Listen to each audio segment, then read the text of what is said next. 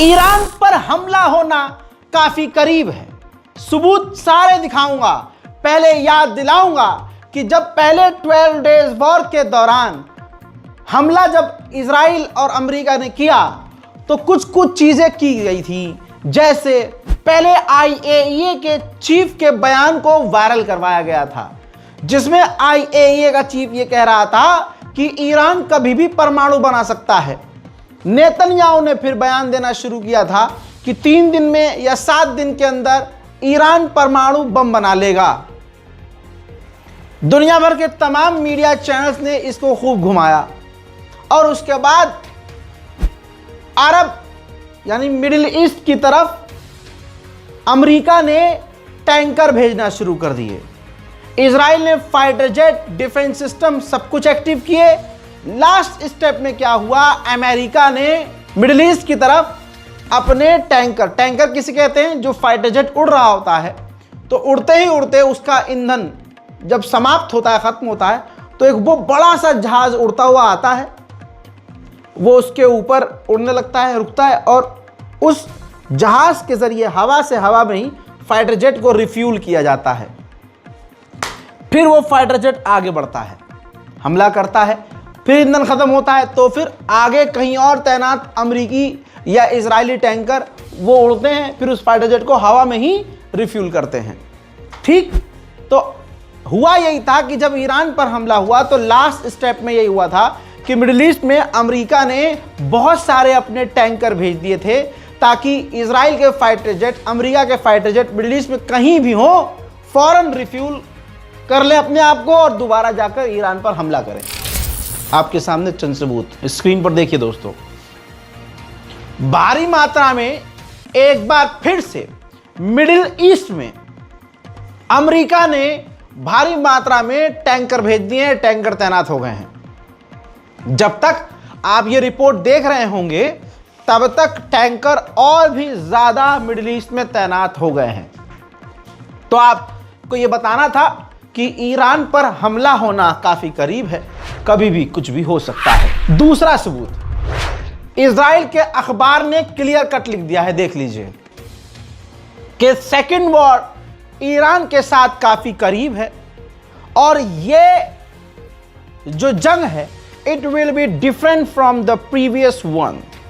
Detail में यह लिखा हुआ है कि पहले वाली जंग से जो ईरान से हुई थी, ये जंग उससे ज्यादा खतरनाक होगी, मुश्किल होगी, क्योंकि ईरान की रिजीम काफी मजबूत है।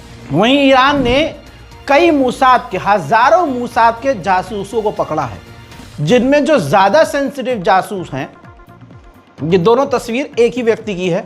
हजरात, ईरान ने एक इजरायली जासूस को सीधा फांसी पर लटका दिया है।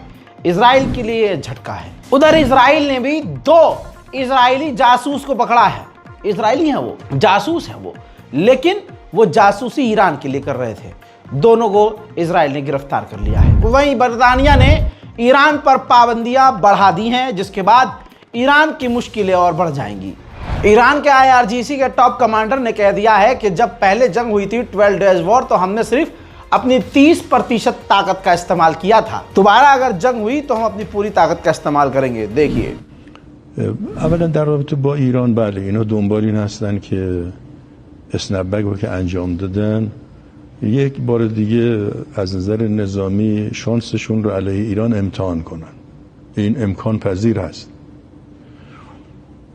هرچند که آمادگی نیروهای مسلح ما با سرعت در حال افزایش هست و این میتونه نقش بازدارنده داشته باشه و حوادثی در خود اسرائیل ممکنه به وجود بیاد که باز این طرحی که اینها علیه ما دارن برای بار دوم خودشون تست کنن باز این انجام نشه. اینا امکان پذیره. یا کاری که میخوان در عراق انجام بدن اگر زودتر از ایران انجام بدن ممکن اونجا توی दुनिया भर से लोग अमेरिका में जाके रहते हैं। डोनाल्ड ट्रंप सबको निकालने की कोशिश कर रहा है और वो करता ही है। भारतीय को भी निकाला है हजारों की तादाद में। ऐसे में 100 से ज़्यादा ईरानियों को भी डोनाल्ड ट्रंप ने अमेरिका से डिपोर्ट कर दिया है। वजह कुछ नहीं बताई है। उधर ट्रंप ने अपनी दोस्ती मोदी के साथ खराब तो की ही और उसके बाद कुत्ते की तरह भारत को नोच रहा है। सिर्फ मोदी जी की दोस्ती खुद से उसने खराब नहीं करी, दूसरों से भी दोस्ती खराब करवा रहा है। ईरान और भारत बेहतरीन मित्र हैं। हाँ, ये बात अलग है कि मुसलमानों से मोदी जी को नफरत अलग लेवल की है, इसलिए भारत में सब कुछ हो रहा है, आपको पता है। अब आपको बता दूं कि ईरान से दोस्ती तो है, इसी वजह से ईरान के चाबहार पोर्ट की डील हो रखी है भारत की पहले से। भारत पहले से ही ईरान के चाबहार पोर्ट का इस्तेमाल करता है और वहां से ट्रेड करता है। अब भारत के चाबहार पोर्ट जो लीज पर लिया हुआ है, अमेरिका ने उस ईरानी पोर्ट पर पाबंदी लगाई, तब भारत ने अमेरिका से कहा था कि भाई मत लगाओ पाबंदी, इस पोर्ट का हमें इस्तेमाल करने दो। उस वक्त भारत और ट्रंप के रिश्ते अच्छे थे, अब नहीं है अच्छे। तो अब भाई 40 दिन की वार्निंग दे दी है, अल्टीमेटम अमेरिका ने, ट्रंप ने मोदी को, कि 40 दिन के अंदर आपने जो ये डील करी है ईरान से इस पोर्ट की, चाबहार पोर्ट की, ये कैंसिल कर दो और बाहर निकल जाओ डील से, ताकि ईरान पर प्रेशर बन सके। देखिए, होने तो बहुत कुछ वाला है। ये तस्वीर देखिए, तीसरा चौथा आपको सबूत दे रहा हूं। रिपोर्ट ये है ये कि जो सीनियर ईरानी डेलीगेशंस हैं वो चुपके से रशिया पहुंचे हैं। समझ में आ रही बात? जंग के हालात पूरे बने हुए हैं। ईरान के राष्ट्रपति पेजेश्कियान ने साफ कहा अपने बयान में कि यूरोपीय यूनियन से, यानी यूरोप से बात करते हुए हम अंडरस्टैंडिंग लेवल पर पहुंच चुके थे और बातचीत बन रही थी, लेकिन अमेरिका को हम पर पाबंदी लगानी थी किसी भी हाल में, तो उसने यूरोपीय यूनियन को मजबूर किया और हम पर बैन लगवा दिया। वहीं मेरे दोस्तों, ईरान के राष्ट्रपति ने बड़ा खुलासा यह भी किया कि IAEA ने अब तक किसी भी रिपोर्ट में यह खुलासा नहीं किया और क्लेम नहीं किया कि हम परमाणु बना रहे थे, लेकिन तब भी हम पर अमेरिका और इजराइल ने हमला। उधर ईरान के नेवी चीफ जो हैं, तस्वीर आपके सामने रख रहा हूं, देखिए, वो अपनी नेवी बटालियन से मिलने गए थे। नेवी में आप देख सकते हैं, जो नज़र आ रहा है आपको, ये चीफ हैं, नेवी चीफ ऑफिसर, और इन्होंने अपना जो नौसेना है उसका मुआयना किया। कहा जा रहा है कि समुद्र में ईरान की सेना रेड अलर्ट पर है। लगभग सारी दुनिया इस वक्त अमेरिका की गुलामी कर रही है और यही बात ट्रंप को पसंद है।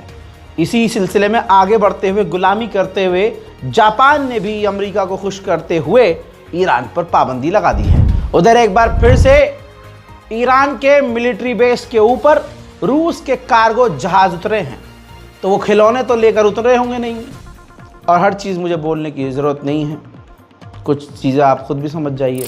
उधर ईरान के विदेश मंत्री ने मीडिया से कंफर्म बात कर दी है, कह के कि भैया ऐसा है, IAEA से डील तोड़ना हमारे हाथ में नहीं है, ईरान के नेशनल सिक्योरिटी चीफ के हाथ में ये है, वो चाहेंगे तो कभी भी डील तोड़ सकते हैं।